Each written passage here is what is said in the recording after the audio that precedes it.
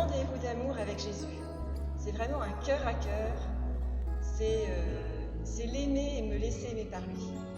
En fait, c'est venir reposer mon cœur, blessé, limité sur son cœur brûlant d'amour. Et donc l'adoration, c'est un peu ça, c'est écouter sa voix, se mettre dans l'état d'esprit du Christ pour le suivre plus facilement.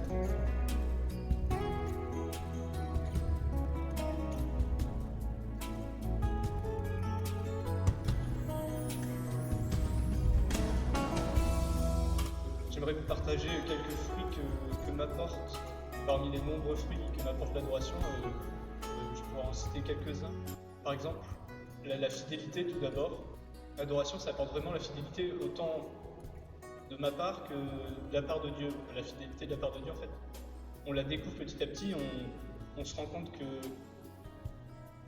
matériellement, il est toujours là, il suffit que le Saint-Sacrement soit là et c'est bon, mais en plus, beaucoup plus spirituellement, il est là partout, et donc l'adoration, ça permet de découvrir cette présence. C'est un acte de foi, parce que j'ai souvent mille autres choses à faire que d'aller à l'adoration. Mais c'est croire que Jésus est présent, vivant et agissant dans l'adoration. C'est croire que hors de lui, dans ma vie, je ne peux rien faire. Écouter la parole de Dieu, c'est un peu paradoxal parce que l'adoration, c'est en silence, mais c'est une autre sorte d'écoute. Il vient transformer mon cœur, il vient agir aussi pour les personnes que je lui présente, les personnes qui souffrent, que je connais, que je lui présente. Il vient agir pour ce monde blessé, plein de souffrances.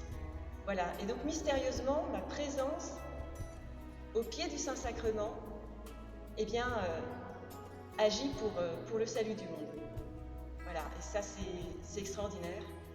C'est tellement peu de choses de venir simplement quelques minutes devant le Saint-Sacrement. Et voilà, les fruits sont immenses. Comme je disais, ça me remplit d'amour, de joie, et donc quand je ressors, ça déborde. Ça déborde, et donc l'adoration fait que je deviens témoin du Christ, je deviens missionnaire. Et voilà, cette joie se ressent dans des paroles, dans des actes, dans des rencontres que le Seigneur peut me permettre de faire comme ça, après les temps d'adoration, et qui réellement portent du fruit et font venir le règne de Dieu finalement.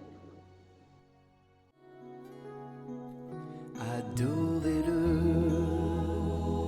bénissez-le, que la louange de vos chants le glorifie. Adorez-le, bénissez-le, que de vos cœurs jaillisse le feu de l'Esprit.